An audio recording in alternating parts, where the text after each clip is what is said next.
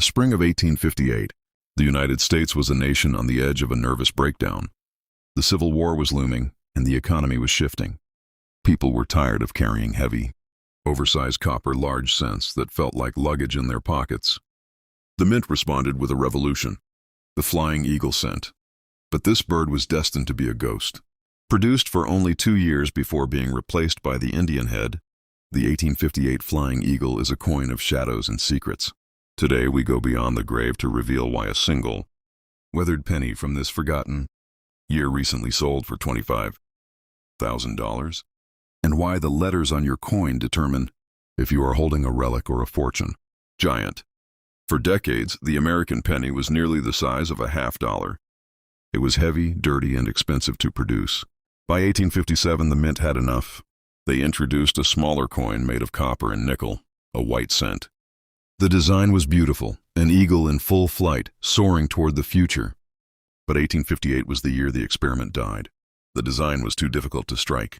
The eagle's tail and the reverse wreath didn't align, causing the coins to come out weak and ghostly. Because of this struggle, the mint began frantically changing the dies, creating the varieties we hunt today. Secret: if you find an 1858 penny, the first thing you must do is look at the words United States of America. This is where the money is hidden. In early 1858, the mint used large letters, where the A and the M in America are joined together at the bottom. Later, they switched to small letters, where the characters are clearly separated. While both are rare, a small letters, 1858, cent in proof or uncirculated, condition is a ghost that collectors will pay tens of thousands to possess.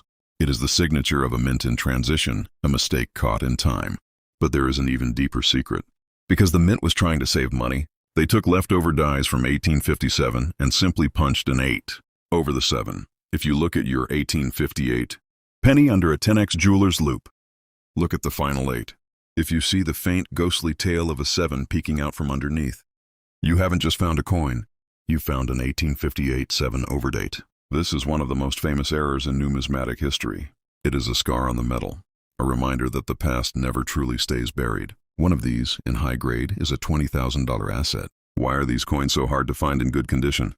The answer is in the metal. The 1858 cents were 12% nickel. They were harder than pure copper, meaning they didn't take the strike well, but they also oxidized into a deep, dark brown that looks like found earth. Most 1858 eagles you find today are worn flat, the eagle's feathers smoothed away by a century of hands. To find one with full feathers, where you can see the individual lines on the wing, is like finding a diamond in a coal mine. Tahat detail alone adds thousands to the value. By 1859, the flying eagle was gone, replaced by the Indian head design. The eagle had flown into the grave of history. But for those who know where to look, the 1858 cent remains the ultimate curiosity. It is a coin that shouldn't have been so difficult to make, yet its failure created its value. David Chen, an immigrant, slept in his car for 427 nights before his breakthrough, proving that the deepest roots grow in the darkest soil.